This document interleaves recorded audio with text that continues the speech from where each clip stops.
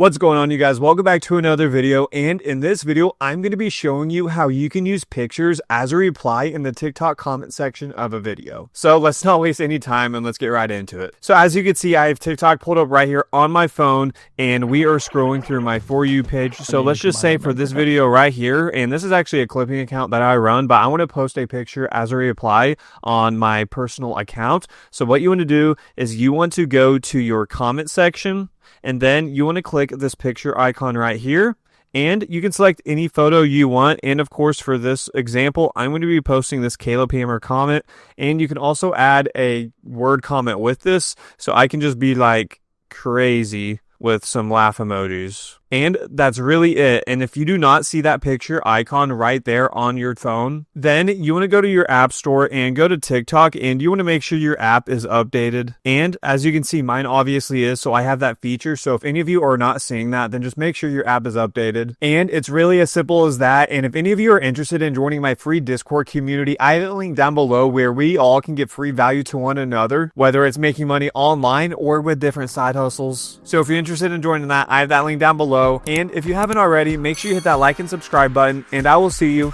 in the next video.